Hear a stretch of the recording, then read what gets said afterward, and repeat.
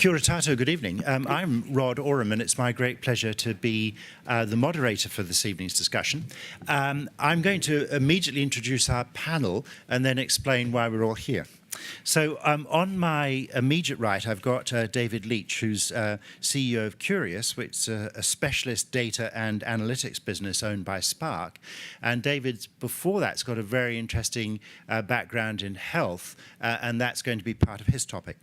Now, next to David, I've got Professor Tahu Kukutai, who's a professor of demography down at the University of Waikato, and she's also involved in the National Institute of Demographic and Economic Research, economic analysis down there at the University of Waikato.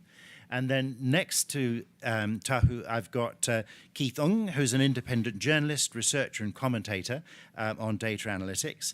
And Keith's very much one of our leaders in terms of being a data-driven journalist. So I'm a great fan of that. And Keith's work you'll find on places such as Public Address and Spin-Off. And then next to Keith is Rhema Vaithianathan, who is the co-director of the Centre for Social Data Analytics here at AUT, and is involved, for example, in the very interesting work that the Ministry of Social Development is doing. So a very big hand and warm welcome for our panellists, please.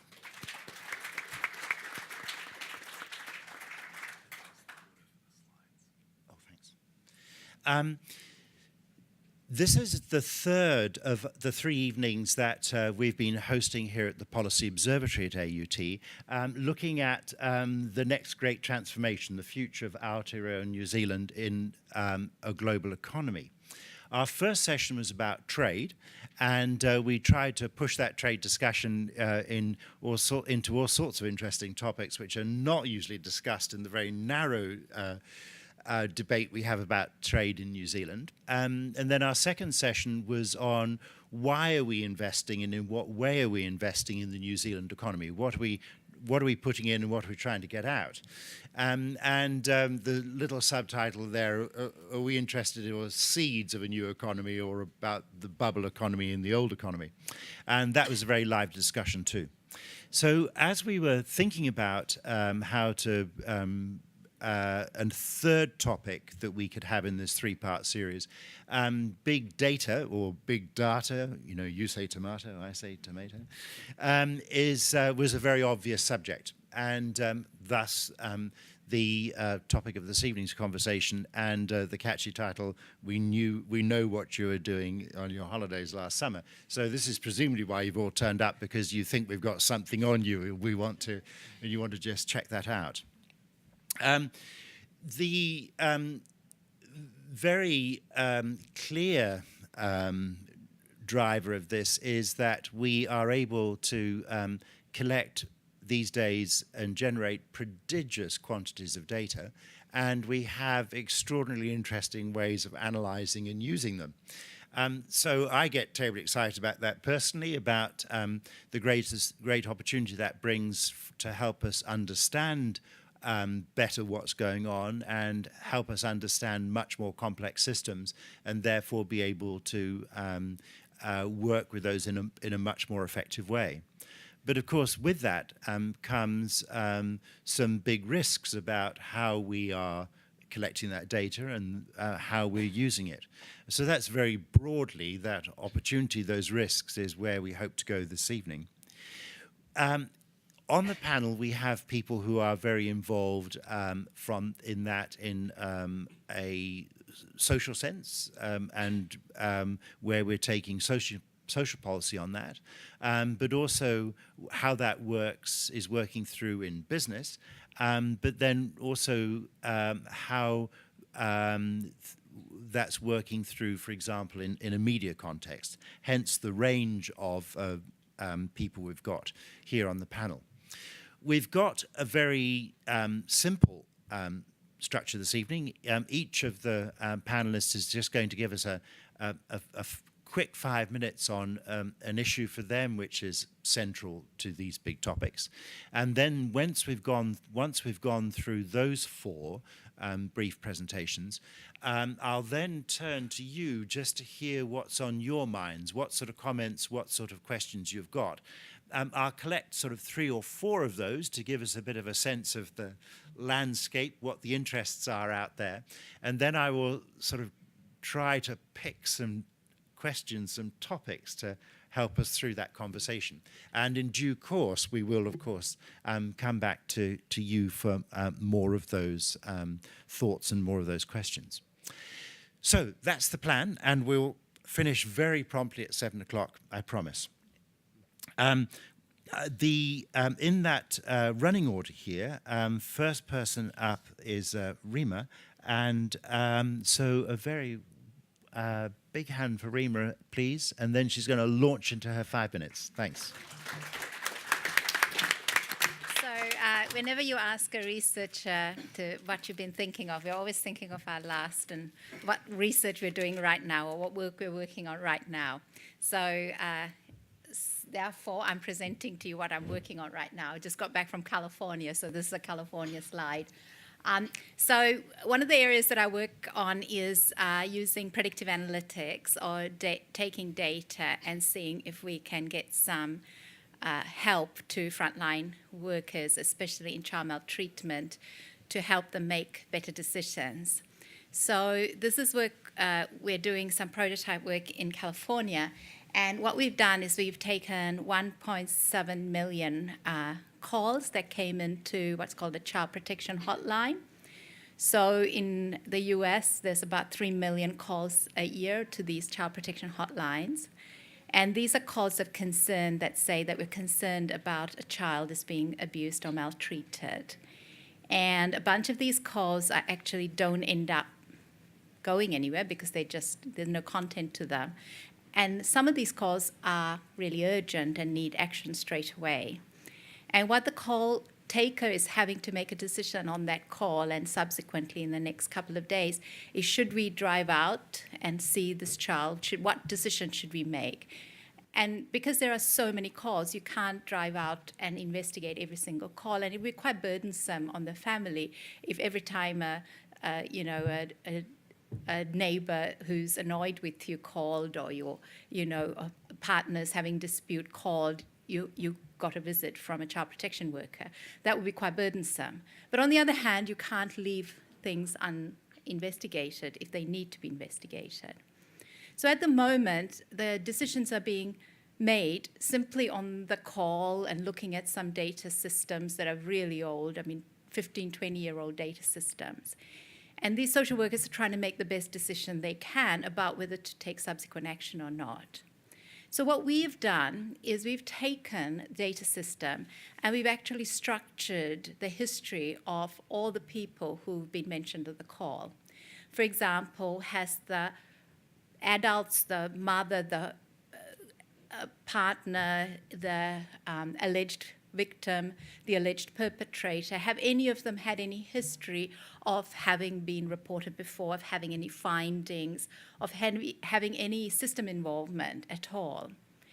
And then using all that structured data, we've done the following exercise. We've taken every of one of those 1.7 million calls and put them into, say, 10 buckets, where the highest risk is the most likely for something serious to happen to that child in 2 years. So we're looking for long arc risk. We're saying might be fine now, but within 2 years, what will happen to this child? And 1 means very minimal risk of something happening to the child. And what we find is 1 in every 10 of the current children. So then we went back and we said, what's happening to these children at the moment? So we went back and we looked at the children who the algorithm would have said were at very high risk. And what we found is that 60% of all the fatalities, child maltreatment-related fatalities, where children had been killed with maltreatment, fell in the top 2 buckets. Less than 1% fell in the bottom 2 buckets. We also found that of the children in the top bucket, 67% of them went on in the next 2 years to have a case open or to be removed from home. And the rate was less than, I think it was around 1% in the bottom bucket. A bit jet lagged, so I can't remember the exact number in the bottom bucket. But it was a huge difference. And then what we found most concerningly is that of the children in the top bucket, 1 in 10 of them were actually not having anything done. No one was going out and doing anything.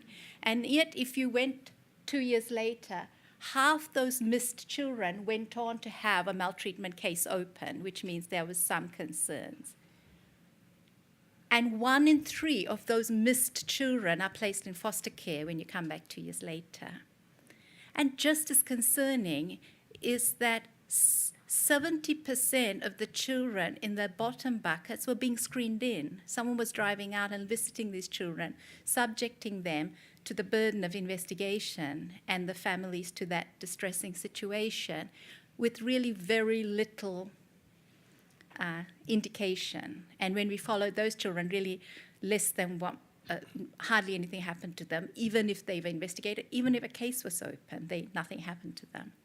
So to me, this is an example of how data can be used. And so since I was asked to speak for 5 minutes on what I've been thinking about, that's what I've been thinking about. Fine. Thank you very much indeed. And we'll certainly come back to hear some more about that particular example and how the practice has been improved because of that from there. Thank you. Now I'm going to throw a slightly curved ball to our panelists here because the order I gave them for speaking is not the order their slides are loaded. So this is a very elementary data issue where I'm going to go strictly 1, 2, 3, 4 in order the slides are loaded. So Tahu, your slide is next. Over to you. Thanks. Kia ora, ko te mea tuatahi ngā mihi ki a koutou kua huhi mai I te pōnei. So unlike Rhema, who was impressively concise for an academic, it's not normal. I thought if I'm given 5 minutes, I better write down what I'm going to say, otherwise we could go in circles for some time. So as someone who works routinely with data to inform and influence, I know how powerful data can be. Powerful people have long recognised the power of data. The word census derives from the Latin word censere, meaning to tax or assess. Its origins in antiquity coincide with the rise of the early Chinese, Egyptian and Roman states and their extraction of resources from the population, either through taxation, labour or military conscription. In the 18th and 19th centuries, learned white men called on the science of statistics to investigate links between societal conditions and health and to identify precision-like laws of society akin to those of Newtonian mechanics. And the focus of these investigations were often the working poor, and the goal was to monitor and control. It goes without saying that Indigenous peoples have had very fraught experiences with data collections controlled by others. Here in Aotearoa, iwi and Māori were the objects of surveillance, and the motivation for data collection was largely one of data in pursuit of domination, assimilation, and then much later, economic incorporation. In more recent times, data about Māori has been used to identify gaps, explain gaps, close gaps, plug gaps, and deny gaps. More often than not, the requirements and the priorities of the government have taken precedence over Māori informational needs and aspirations and requirements. Enter the era of big data and the accompanying hyperbole around data as the new oil, where data is the new resource to be extracted, exploited, dug out, and turned into huge profits or knowledge for those with the know-how and the resources to do so. Internet companies' control of data gives them enormous power that is hard to push back against as citizens, especially in the absence of a clear regulatory framework and where companies have no obligation to reveal to consumers what information they hold and how much money they make from their information. government data sets also usher in a new potential era of top-down surveillance and intervention. Prime Minister Will English is a passionate champion of a social investment approach to social spending and to using and reusing data to direct resources to the right people in the right way at the right time. The social investment approach calls for the dismantling of barriers to data sharing and use across government for analytical or social service delivery purposes, as well as with NGOs and the private sector. The Data Futures Partnership, which Rhema is aware of and part of, is on a mission to unlock the economic and societal value of data across New Zealand's data ecosystem, and they want for this to happen in an ethical, trusted and inclusive way. Even Stats New Zealand, once the bastion of gatekeeping around data, has a new mantra to unleash the power of the data to change lives. And that's a pretty radical statement for a National Statistics Office, believe me. But one is compelled to ask, who is doing the unleashing? Who's doing the unlocking? On whom? For what purpose? According to whose values? There is an uncritical and somewhat naive understanding of data and data analysts to provide access to a higher order truth. Data points are seen as self-evident facts with little regard to their cultural and political context. I think that such thinking is misguided. There are multiple ways for data misspeak to creep in, especially when the focus is on identifying subpopulations for the purpose of intervention. All too often, Māori and other indigenous peoples have found ourselves as the problem to be solved, the ones to be intervened upon. The complexity of these data sets means that data access and data analysis is limited often to an elite group of data experts who make very human decisions about what data to analyse, how to analyse it, how to interpret it. These decisions reflect particular assumptions about Māori, our ways of life and our well-being and what is best for us. I find it troubling that these data-driven innovations, which have massive potential to impact on our lives for good and for bad, are occurring without meaningful partnership and participation. Take the integrated data infrastructure. Most New Zealanders are unaware that their data are being linked across administrative data sets without their consent, even though it is anonymised. The retention of personal name and address information from the 2013 census forms has enabled unit-level census data to be linked in the IDI. Most New Zealanders have no understanding or awareness of this. In Australia, the Australian Bureau of Statistics was met with mass protests and refusals before their 2016 census, when this information was made public. The Social Investments Unit data exchange takes government big data to a new level, enabling the linking of individual level data that is not anonymised or de-identified, and it's linked for operational purposes, that is, for interventions. There are, of course, important and good opportunities for data to be used in ways that improve the quality of people's lives, to contribute to wise and prudent decision-making, to empower citizen decision-making, but not if the power resides in the hands of a few. It is unacceptable, I think, that initiatives such as those just described are occurring in the absence of a robust data governance framework that is representative, enabling, and provides clear lines of accountability back to individuals and to collectives like Māori and iwi, when it's our data that are being used. Government agencies collecting, storing, and analysing information about people tilts the balance of power from the people towards the government. In the absence of a robust regulatory framework and data governance mechanisms, we really do run the risk of government being something that is done to the people rather than by the people for the people. For Māori in particular, we run the risk of replicating a colonial system that we know very well in the past has been used to disempower. Trust once lost is difficult to regain. The end. Thank you very much for putting some very substantial issues on the table, which we will definitely come back to. And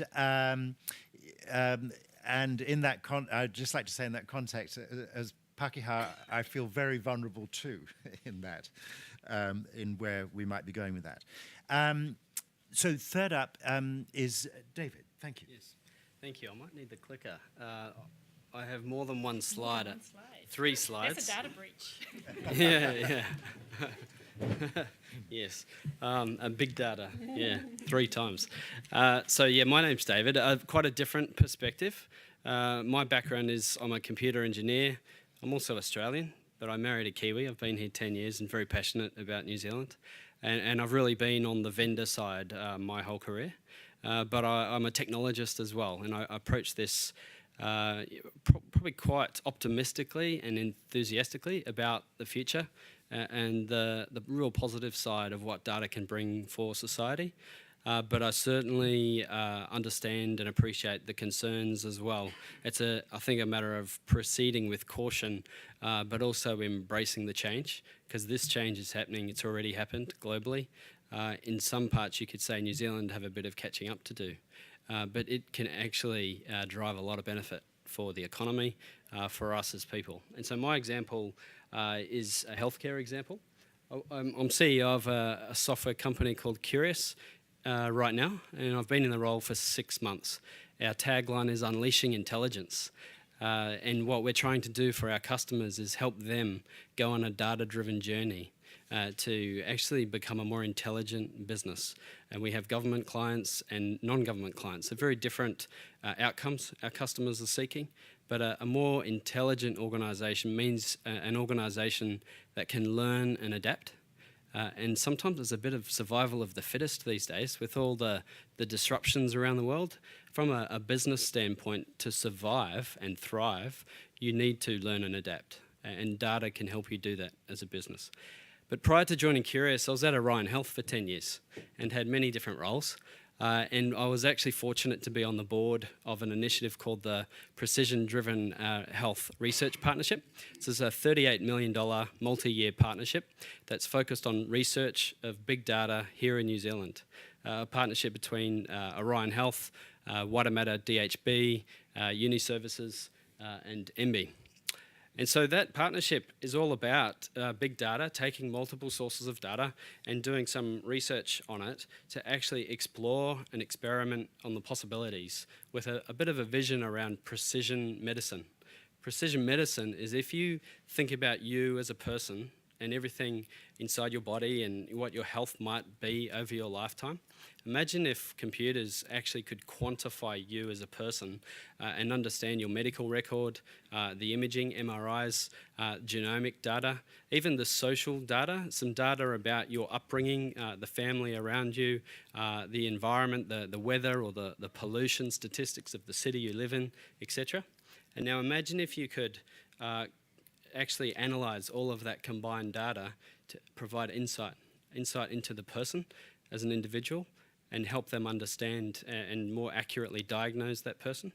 And the thing is with big data at scale, if you had all of population data available to you in a system, you could potentially, by seeing patterns over a whole population, start to provide extremely precise and accurate diagnosis and a scary thing, potentially even predict the future health of that person rather accurately. So it's an interesting space that I think brings a number of benefits. Things like, well, predicting someone's health and helping them understand how they can actually be mindful of what they're predisposed to and can counter that by making some corrective actions in their lifestyle and so forth.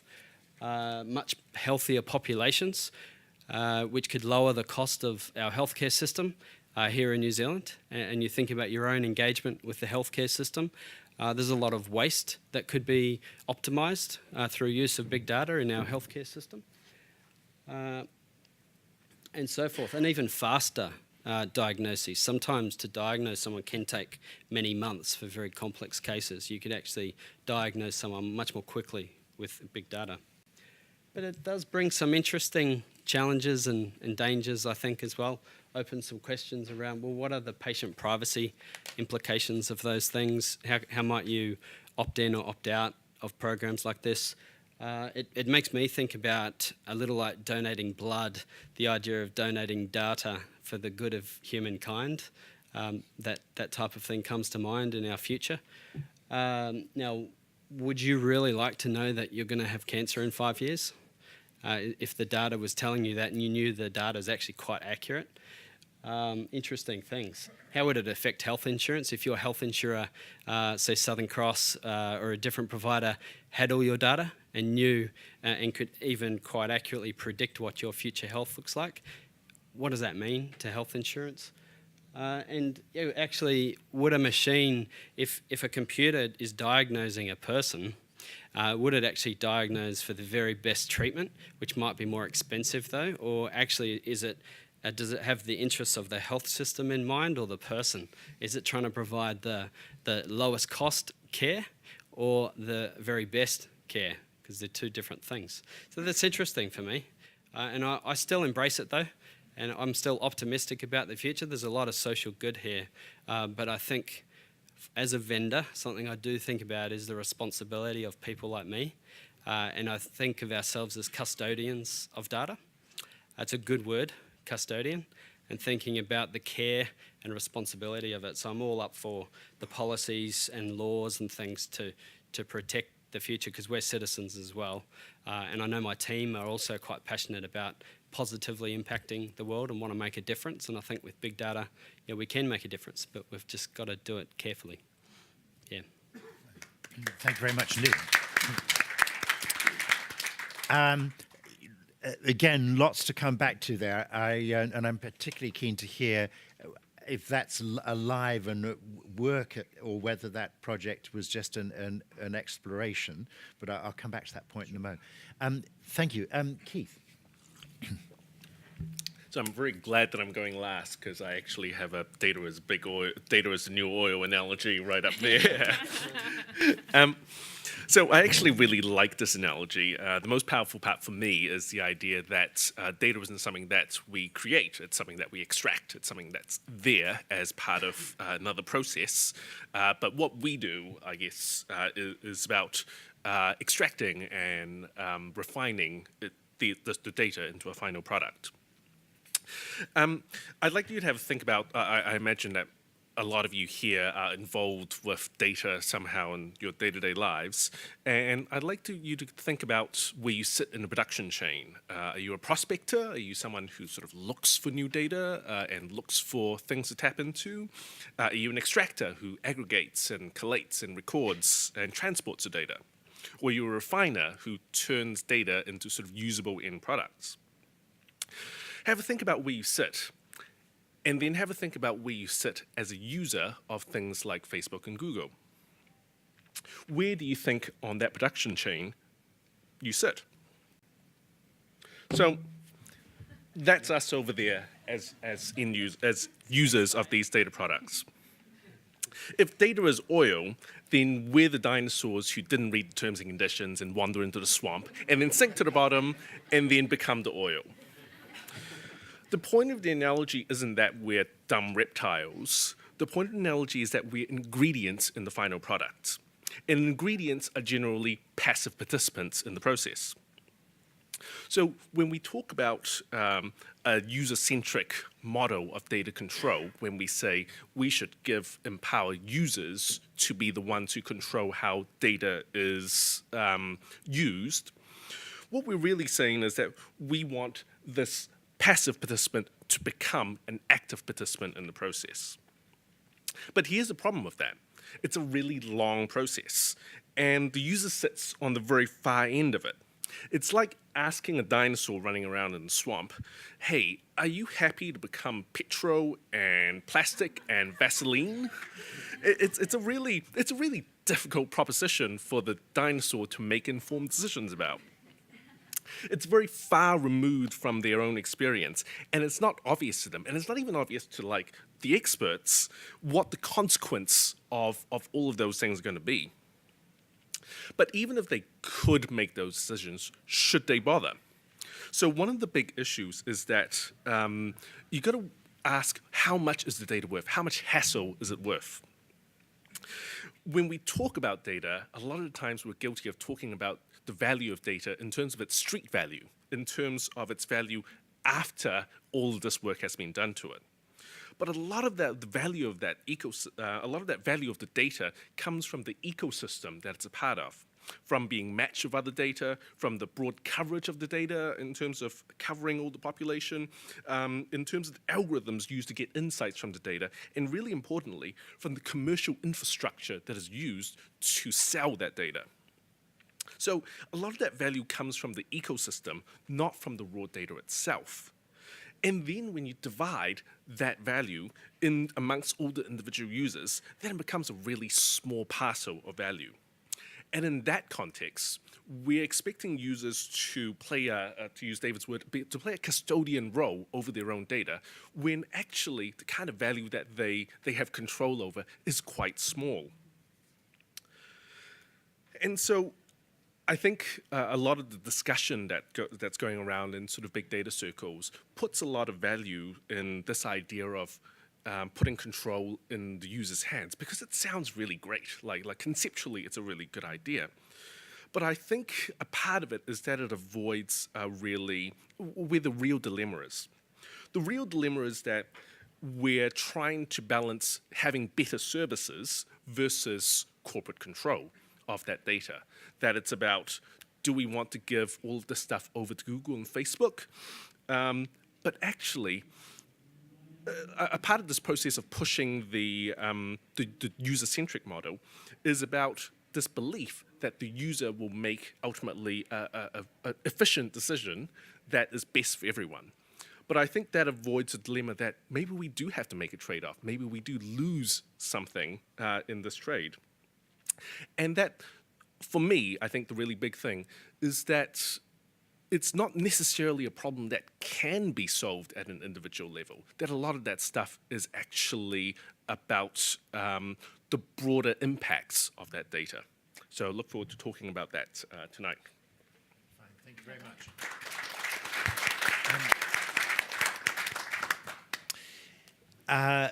Also, thank you for the analogy and juggling, conjuring with the concept of oil in its complexity. Thank you. Could I just ask?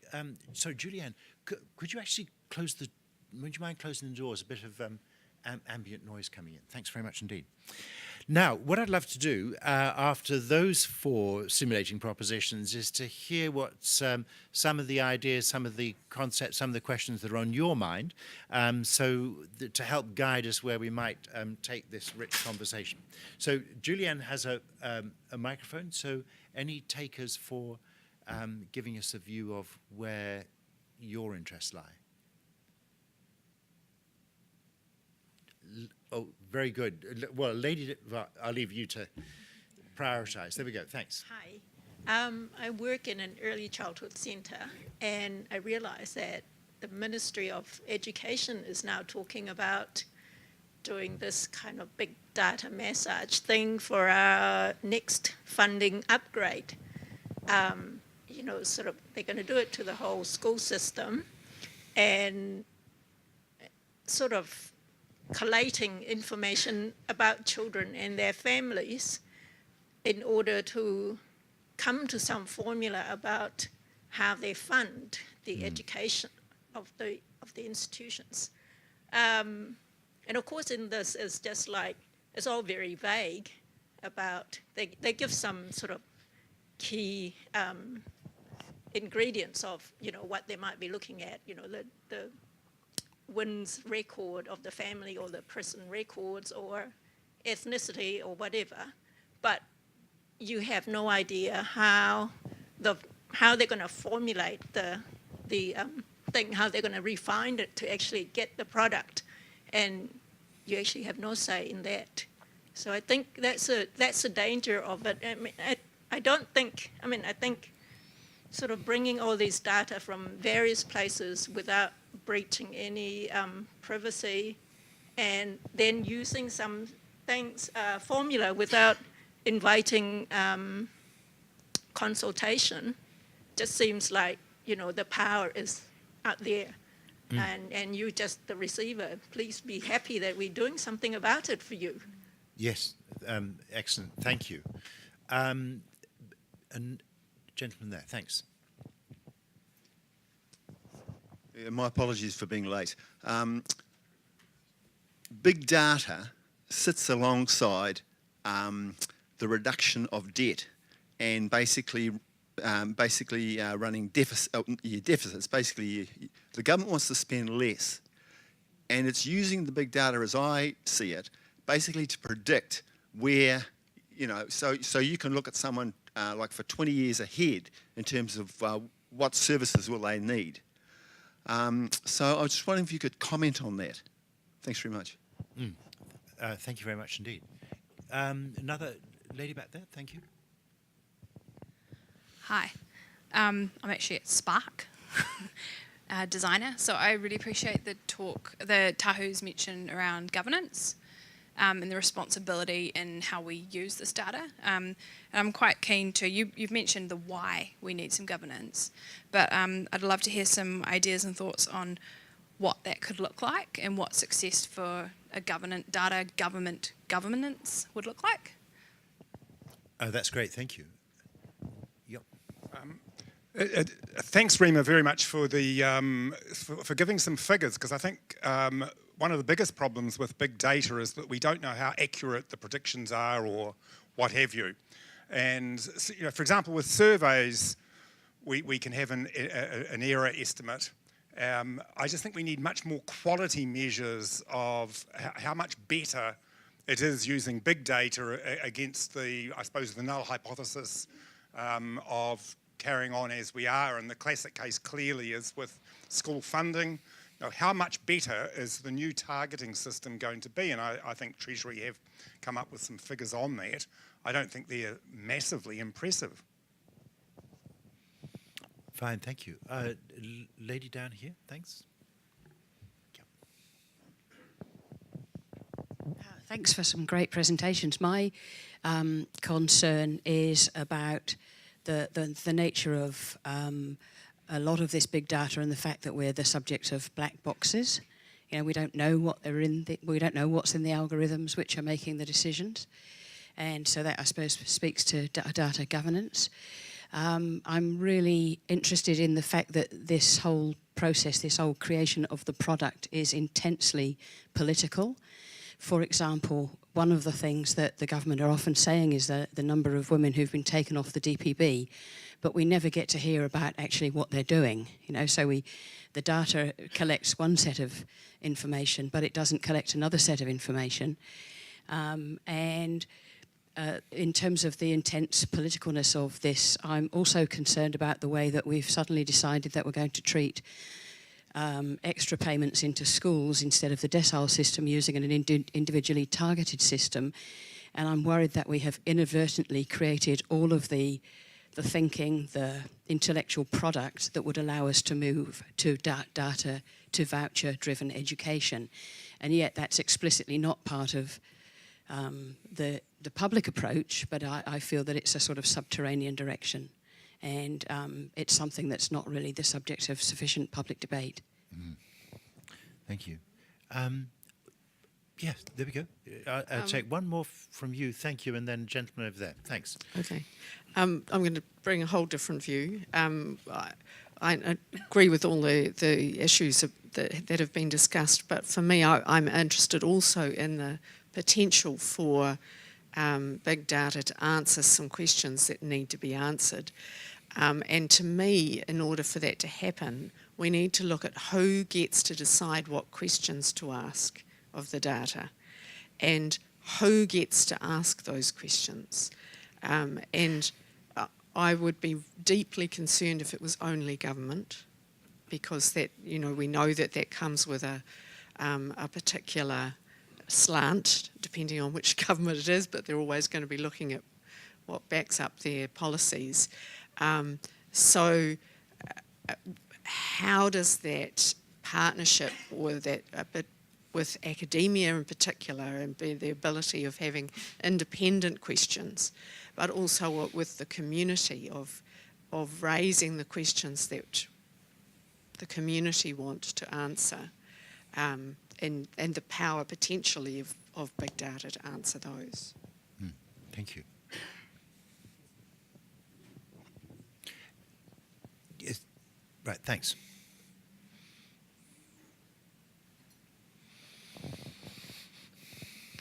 Thanks. So I'm a bit puzzled about how useful it is to have a very high level discussion about big data, as opposed to talking about really very specific uses. So it seems to me that there are some uses which are where the potential advantages are very clear and the risks are very low, and then there are others where the opposite may be true. The advantage is not so clear and the risk may be high. And so I wonder whether what we actually need is quite a lot of detail about specific uses and how they might be managed. And so the general stories about what big data is and how it works are of course interesting and important. But in the end, I wonder whether we're going to get very far until we actually see, specifically what is proposed, what is the risk of this use, and what are the benefits. Okay, thank you very much indeed. I sense there's three broad areas that we could explore, first of all, to try to pick up on various themes you put on the table and various questions raised. And the first one is trying to get a sense of how well developed these disciplines are in terms of their current application, and then the dangers and opportunities that arise from that, and then on to the governance. And so let's just start with that first point. I am, my own sense of where this lies has been much shaped by a book I read last year from an American mathematician called Cathy O'Neill, and the title was Weapons of Math Destruction, whereby she, as a writer of algorithms, was very conscious of how powerful they were, but how easily, unintentionally or otherwise, they can wreak great havoc. So, and I'm very intrigued by this word that keeps coming up about unleashing, because we normally only leash up things that are we consider very dangerous and totally lacking of any self-control, and therefore we need to train them up. So my first question is, how deep are the waters we're already swimming in, and undeveloped our skills are for working in this kind of ways with data. So, any takers on how far, how deep these waters are, and how turbulent and how unskilled we are with dealing with them? Any sense of that from the panelists? I'll quickly say a couple of words. Globally, very deep. I think there's lots of examples around the world. Like Google knows more about us than we know about us in some ways. So yeah, there's a great responsibility and care required by the leaders of those organisations that are already very data-driven and have been from the beginning. Tesla, with their autonomous vehicles, I know a bit about the technology platform underneath, and they're doing real-time analytics, collecting essentially IoT data from sensors on their cars in real time and processing it to get smarter and smarter. With the machine learning capabilities, by the time you've got basically it's the combination of a few trends around the cost of storage going down, the cloud capability, the processing power of machines, and the advancements in software. Now these things are not only possible, but they're already happening. Yeah. Can you just take that Tesla example a little bit further in terms of what Tesla is then doing with that data? What's it teaching them? For me, I think about it's learning. So they're learning as a business. They learn more about the cars that are on the road so that Tesla and their cars can get better and better, more and more intelligent.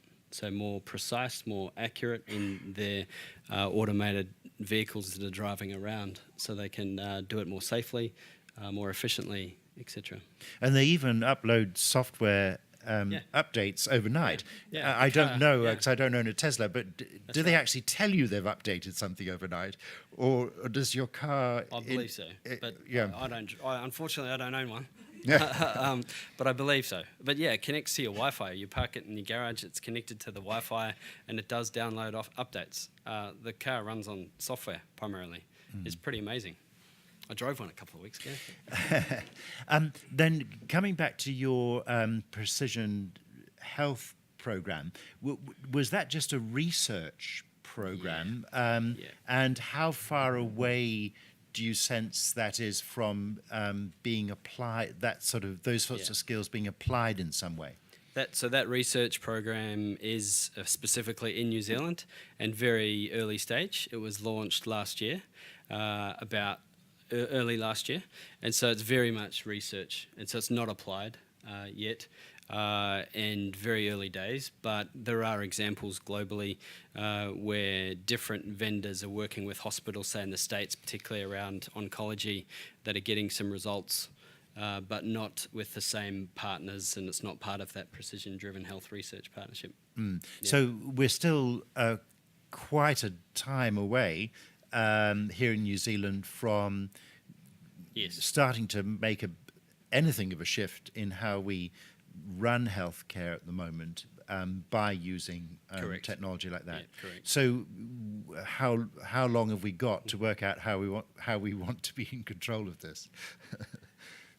So I was in healthcare for 10 years. Healthcare is really complex. It tends to lag other industries. So I think it's going to take a long time.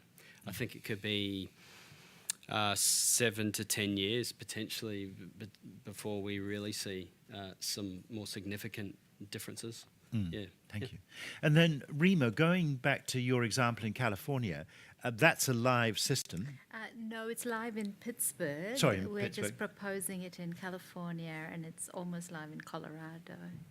And how long has it been live in Pittsburgh? It's only been since 6 months. Right. So it's too early to say how it's working out? Yes, we're just evaluating it at the moment. Right. Is there anybody, with your work for MSD here, you're also involved in this sort of approach in New Zealand? No, I'm not involved in what they're doing. No, Right. not at all. Would anybody like to talk from what they know about where the government's going with social investment approaches here in New Zealand? I know you actually wrote a really great paper in the spin-off around this, so I'll hand it over. But, I mean, Bill, there's no mystery. I mean, I think Bill English has been very clear about where he sees the social investment approach going. And somebody mentioned before that about reducing kind of the fiscal burden, and he's been very clear that the social investment approach is about getting the better return, using data-driven approaches to get the better return on investment, reducing the taxation burden, and that's why some of the very early projects focus specifically on subpopulations who were seen as a cost to the state. Children of incarcerated parents were a particular subgroup of interest in some of those earliest models. So it's not a mystery, I don't think, about what some of the kind of logics are that are underpinning the social investment approach. Keith. So I actually wanted to steal your job for a sec, Rod. Please do. So one of the things that you mentioned before was weapons of mass destruction. Yes. And one of the problems that it sort of outlines is about the sort of hidden assumptions and hidden problems and biases in mostly around machine learning. And I think a really important distinction to sort of bring in here is, and this is where I wanted to ask you a question, was that I think, to the best of my knowledge, in New Zealand, most of the social investment stuff is not machine learning. I think I've heard of like 1 or 2 test programs around machine learning, but most of it is just traditional analytical models and statistics, normal statistics, which doesn't quite have the same problems. And I think we do have a tendency to sort of think about big data as one field and to draw in problems with machine learning with kind of much more conventional problems. But that the way we talk about it kind of leads to a sense of some great machine is looming above us. I don't know. Do you think that there's going to be a big difference between machine learning? So if your social investment approach is completely different to social, like data analytics and using predictive analytics. Social investment, as Tahu said, I mean, if you read the Treasury paper, it just reduces subpopulations into few factors that are really, I mean, you don't need a machine to tell you that you're the child of an incarcerated parent who's got this.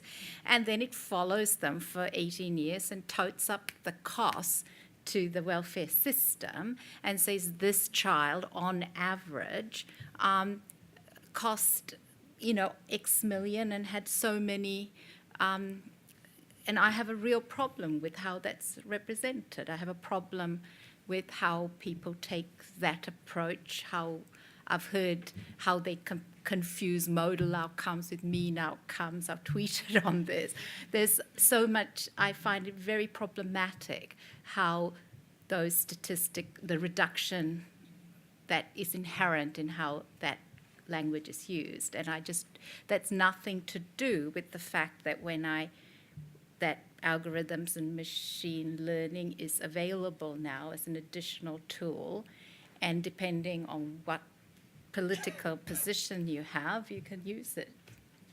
Can I just be clear? Can you just clarify one thing for me? Whether your concerns about how that process is running in the government, or how people are perceiving it? I don't know how the process is running. I honestly don't know what social investment model means. All I've done is I've read a Treasury paper which tells you the total lifetime costs of different types of subgroups. And that seemed to be what they're calling. But I don't know what they're using it for, let's put it that way. I don't know what they're doing with it, which is the policy response. I guess there's the actuarial component of how much does it cost when someone gets hit by a car or someone commits a crime or someone goes to jail. And then there's the predictive models that kind of feed into the risks of those things. And I think you're right that those things are quite separate things, yes. As I vaguely understand where this is going, that the desire is to go beyond the actuarial model to get to a more predictive place. So in other words, money is then targeted around people who have the potential for their lives to unfold that way. I think they're complementary things, or in this government's vision, they're complementary things, in that you sort of look at how likely is this person to go to jail, and then you ask how much does it cost society to put this person in jail, and then you decide how much money do we spend on stopping this person from going to jail. And that conflation of we have very good data and we have a great understanding of the situation, with we are treating this as a cost, and the sort of the concepts behind it of we are investing money in social programs not because they're the right things to do, but because it will save us money in the future. I think that is separate from the ability to predict something. And that's the problem I have. Like, I care about people going to jail. I didn't need to know that they cost a lot of money if I wanted to do something about it. Yes. But I also feel, and this was goes back to your question, that all of a sudden we had this announcement from the Minister of Education, is that, there's going to be a whole new funding model starting very soon, which seems to be very data analytic driven, even down to possibly, and I may be misunderstanding this, scanning the role of a school to work out some things about those people, because they're making very clear they're anonymizing all this data, to then work out how much funding to put into the school. So that seems as though the government our government is taking a very big leap into a very big area of spending. Do we think? Yeah, absolutely. And I mean, there's been multiple claims made about New Zealand, the government, and other groups wanting for New Zealand to be actually a world leader in the trusted use of shared data. Isn't that the New Zealand data? No, I'm very committed to that. I'm on the Data Futures Partnership, but that's again nothing to do with the social. No, that's right. But social investment approaches and none of those sorts of approaches can fundamentally exist without the data and the tools that lie underneath it. They all rest on it. And the problem is that there's a tension is that the way in which predictive analytics gets talked about it's as if it is a kind of a value neutral way of accessing the truth that then feeds into decision making that is value neutral. It's based on facts. There's no political colouring of the decision making, it's just right. Because it's based on big data.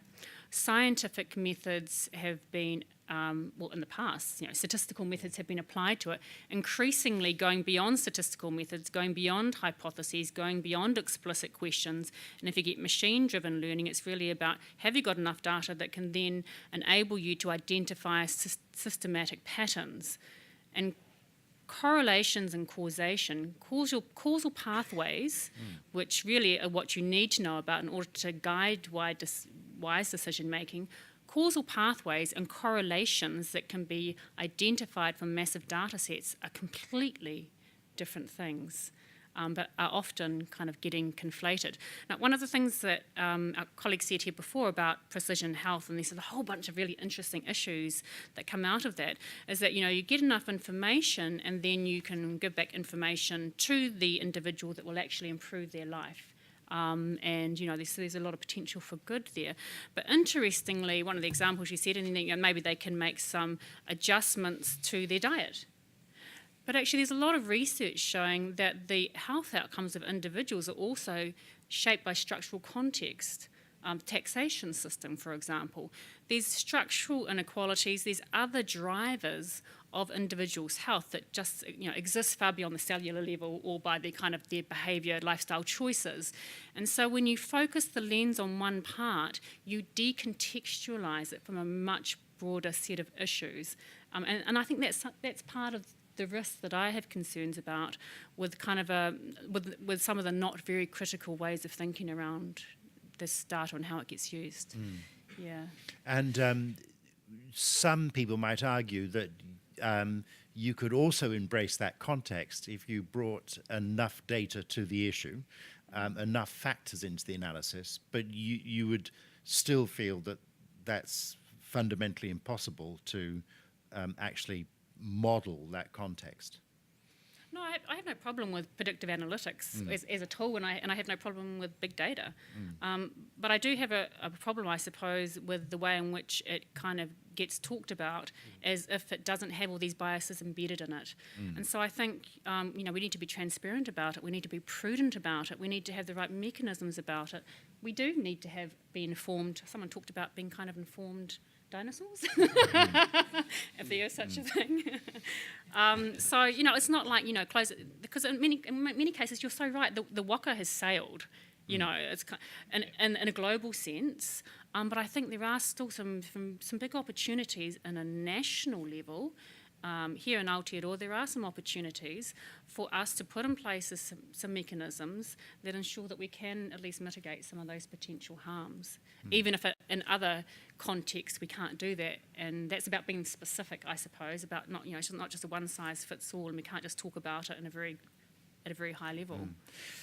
Before we move on to that question of how might we construct some better governance around this, can I just ask Rhema to tell us a bit more about the Data Futures Partnership and what the goals are?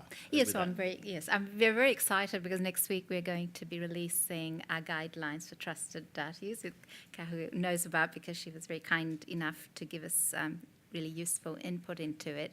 So there's two legs to it, and I think the education example is one I think should see that we would never do that if you followed our guidelines. There's two legs to it. The first leg is that if you're going to use data for novel purpose, where with people have or you're a low trusted organization with given MSD's data breaches, we'd say you were.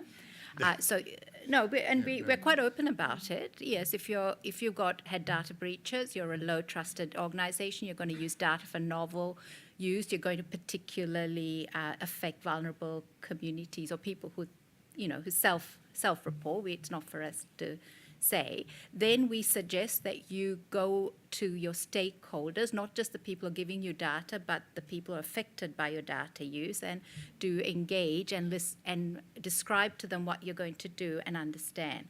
So then we have another piece, which is how do you describe your data use? And we have 8 key questions. We went up and down the country talking to lots of communities about what would make them comfortable about data use. And what they said is they really want 8 key questions answered. So we didn't do any work. We just took those 8 key questions and said, answer them, damn you. And that's our guidelines. Because in this day and age, it's really hard for us to come up with really prescriptive guidelines, say thou shalt and thou shalt not, because this is such a fast-moving train.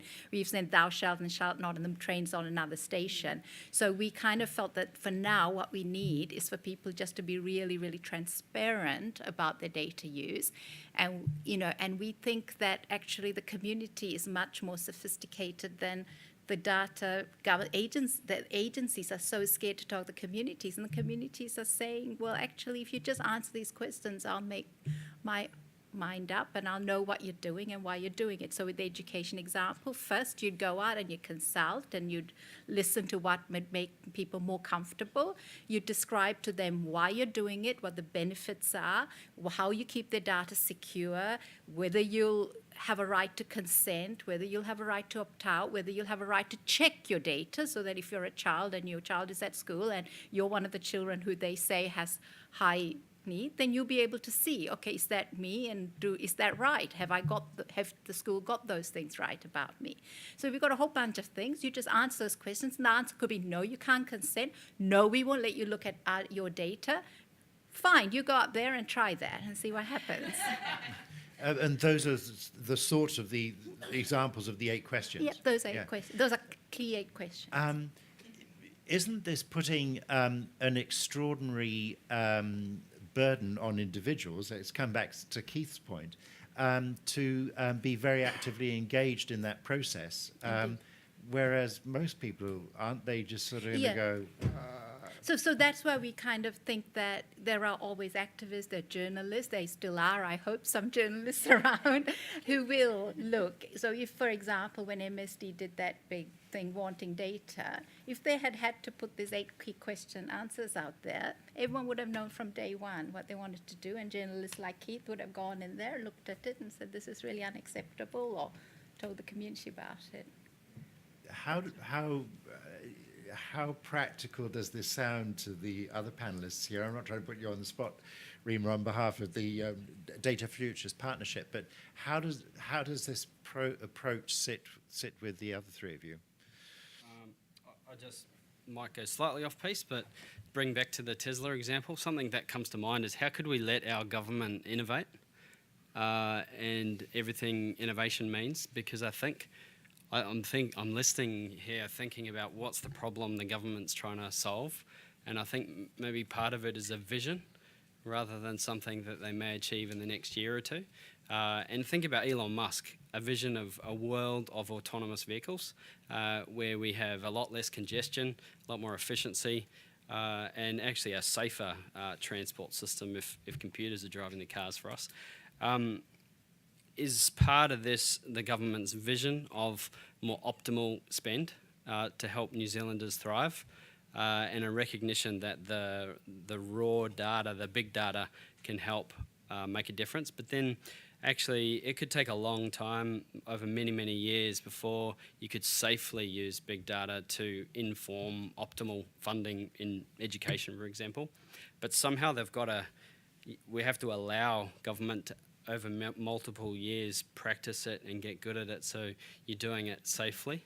But I can see from a vision point of view at least that in the long run I think we could be better off if we did allow the data to inform some of these decision making. But yeah, there's something about allowing the innovation along the way, the journey, I guess. I've got a feeling that we overestimate the private risks for some of this stuff in terms of overestimating the risks of personal breaches to privacy and how it will affect us, but we tend to underestimate the structural risks of what does it mean when the government has all this data? What does it mean when the government does things in this particular way? I think it's just kind of a very natural thing of we can understand consequences as they relate to us. We can understand what situations in which I would feel, oh, my rights have been breached, but we find it very difficult to understand, oh, something is different about our society and something has changed, but I can't quite put my finger on it. And so I think that when it comes to talking about our communities, individuals at a smaller unit level, are we in a good position to make decisions about how to best use that data? I think those are the kinds of distortions that we face. It seems to me... Sorry, can I add a little bit yes, there? Please. That I found it really interesting just going around the room before about how people feel when they are hearing that government is doing big data programs. And there's a sense of unease about it, right? That whenever you hear about, hey, this big data program is going to be used to make decisions about my school, there's just a sense of that's a bit creepy, or that I don't like where this is going. But yeah, that sense of underestimating and overestimating certain risks relate to those particular kinds of decisions. I think in many ways the thing we hold on to as our ultimate safeguard is anonymity. So where this data is anonymized, that somehow this is okay.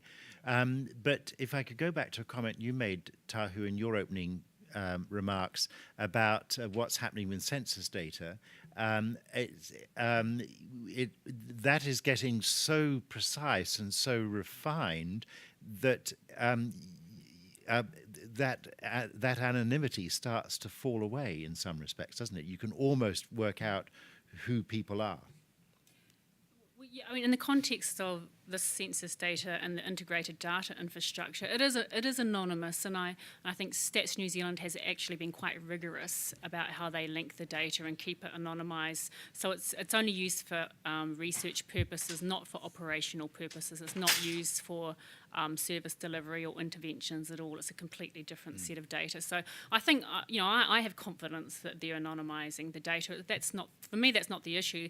The issue is actually being a bit transparent to the public. So if we are going to be kind of a world leader in the trusted use of shared data, we need to start having real conversations so that people feel informed about what's happening to their data, and also, at the point they might consent. Often this is a case. It's really the rub really hits the ground at the secondary use of data in a lot of ways, because people often give their consent for the primary use of the data, but in this changing data environment, it's actually the secondary use and how it gets used that there's no consent for, and that's where these issues of kind of social license and what's the degree of acceptability and comfort that the public has around the different ways in which those data subsequently get used, often for purposes which were never the intention or part of the context when the data was originally given. Could you give an example of that sort of first order and second order use? Oh yeah, so data might be given in a health or GP context and then be used, integrated with other sorts of data to make other sorts of decision making related to interventions. I mean, the IDI, every use in the IDI is a secondary use, right? Every use is a secondary use in that context. It's all integrated.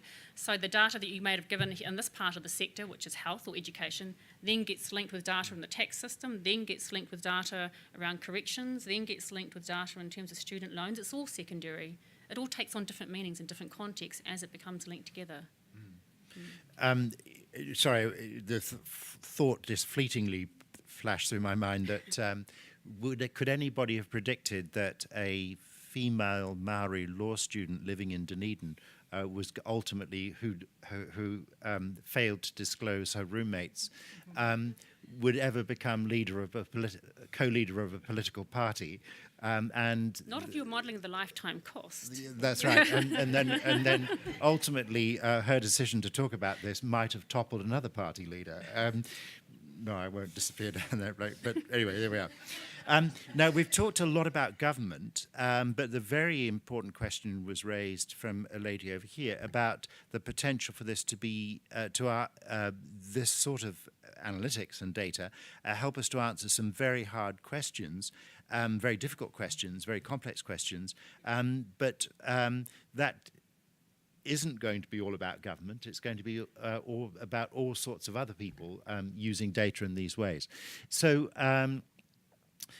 whereas we might get somewhere with getting some coherence around how we allow government to use data, how do we then extend that to make sure that that use can be widened, but in effective ways?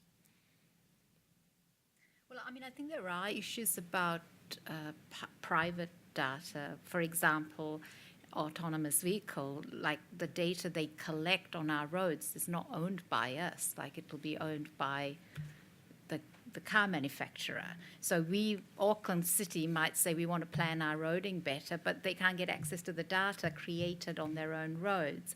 So I think there's a real, as private sector starts seeing data as a bigger resource than the product they're selling, there's a kind of governance and ownership issues that governments around the world are going to have to address. And the problem for New Zealand is you don't want to be a first mover and deny yourself all the innovative opportunities that might come with it, because people aren't going to try to push our regulations. They're just going to say, no, we'll not give you whatever products or whatever that we will, but to also not be a slow follower and then get exploited and get into equilibriums where we can't get out of, which rely on unfortunate,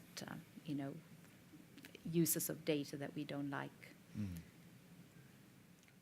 I guess what a company like Uber has shown is that individual countries, even large countries, are in really poor negotiating position, that these kind of companies tend to have more flexibility and more ability to lobby at a local level and to engage with users on a local level. And then if those users are good with, so I mean, it's not in a data context, but it's just in a ability to get around national level controls, that you can actually, that governments themselves become a place in a fairly poor position in terms of negotiating with them. But I guess we're relying on private sector interests in maintaining some reputational capital, and Uber is actually a really good example of how you can really lose market share by being a poor company, And a good example is the Unenroll Me scandal, which I don't know if you want. Yeah. Right. But that was not, their cultural failing was not around how they used data. It was just kind of like how they behaved. It was a data scandal in the sense that they thought they were taking anonymized data. So they were stripping emails that came through this email service called Unenroll Me. So people were subscribing to this email filtering service called Unenroll Me. The emails were then being read, text mined, anonymously and given to Uber, so Uber could figure out what Lyft's invoices that came in on the email to figure out what the market share of the competitor was. And that was a really good example of unacceptable use of anonymized data, which I think undermined Uber's reputation. Let's try and get on to the, make some progress on the very difficult question of governance. My starting point is a question from this gentleman down here.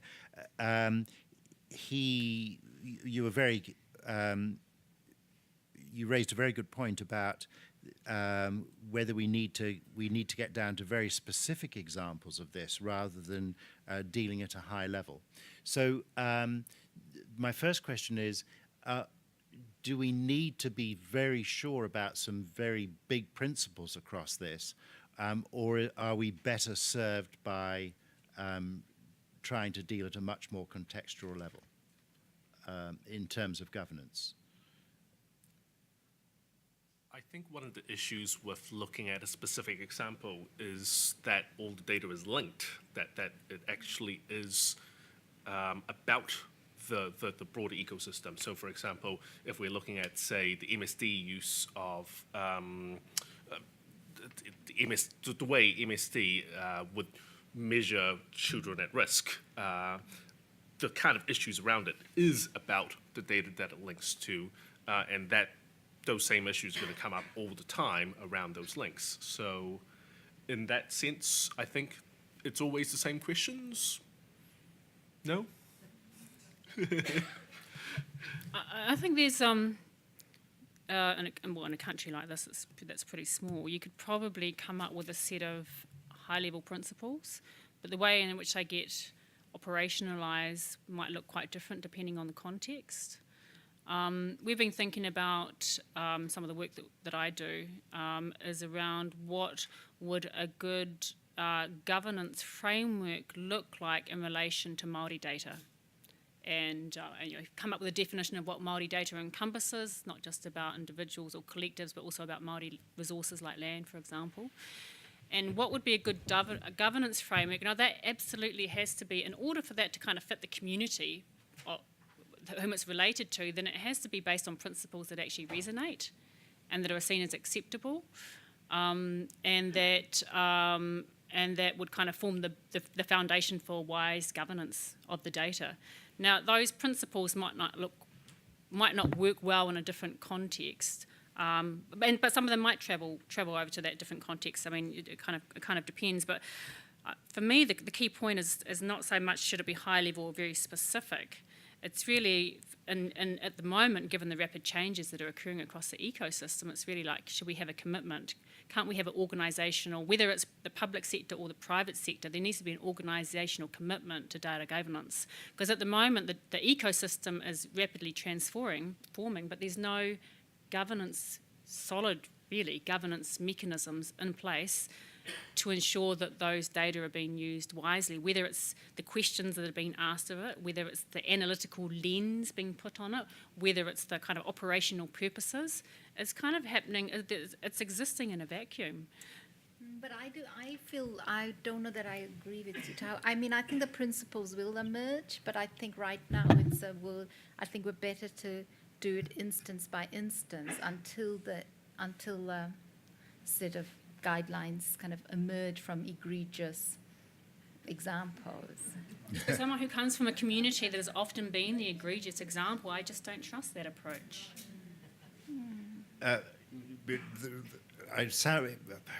Hands up, who trusts that approach? Yes, well, do you, actually, David, why don't you give this gentleman the microphone? Whoops. Sorry. I'm from, I come from the technology world mostly. I'm also been involved with the Data Future Forum. And I suppose that at the moment I see that all this work is kind of in its infancy in some ways, in terms of if I look at what's happening with the creation of the data commons in New Zealand. And it's going to be really hard to get a foothold and actually get some meaningful work done. So this is, to me at the moment, it seems like we need at least a bit of time to let people innovate and create some success stories with a lot of attention. Let's examine each project and make sure they're not doing anything unethical. But I feel like we almost need to get some momentum with getting some really great results out of this kind of initiative, rather than putting our energy into, we can probably do both in parallel, but we need to get some runs on the board with some great projects, and it's hard enough just to do it without having to fight against the regulations. But where in government or society should the leadership for the drive for good governance come from?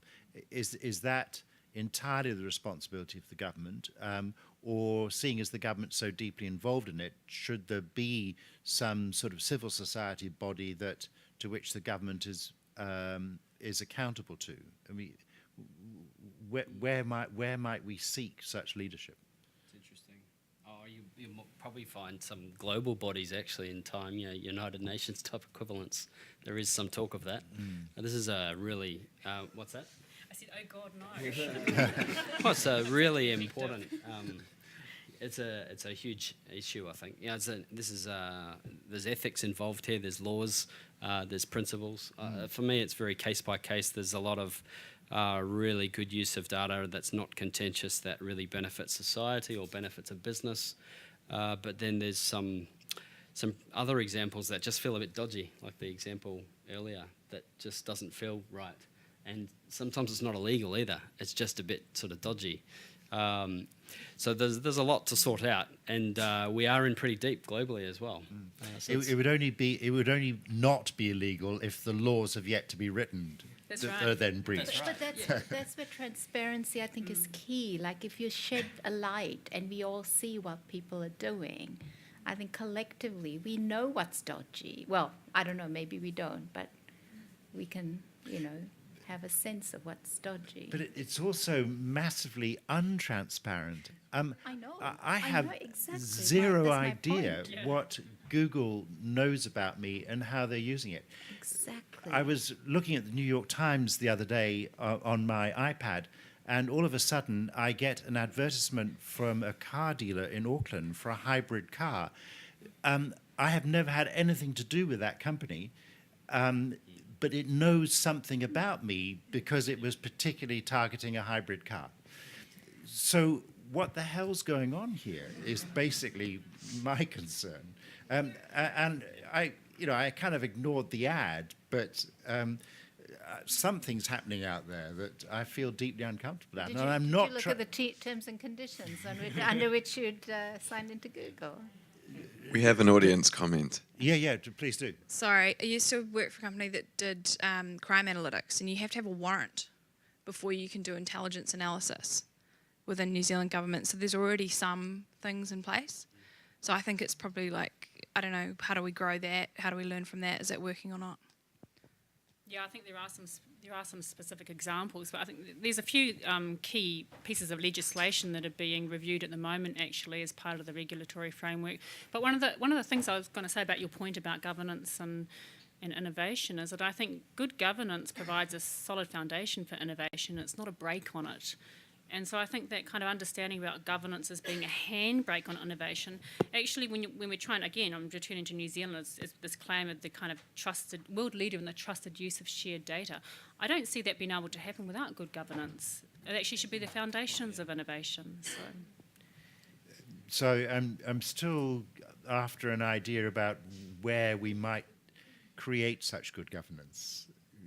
Oh, you want solutions? No. Just some hint about where this might lie and who might be involved in that good governance. So, with relations to public data and government use of data, I think it becomes a political problem that when you think about how, say, so my researching for this, I read a lot about oil barons and how the early oil industry was regulated. And some of those things are, like, it is about what organizations control these various things, right? But I know I'm focusing a little bit too much on the commercial stuff, but when you think about, say, oil companies, they're regulated by Commerce Commission type regulatory bodies, but then who regulates the government when it comes to these things? Like who regulates what sectors the government should control and how much the government should control and all those things? It's politics. It's about how can you have those conversations to pressure the governments to do these things, act in certain ways. But some of those same issues of transparency and whether people understand all the issues and what people are concerned about, they all come into play.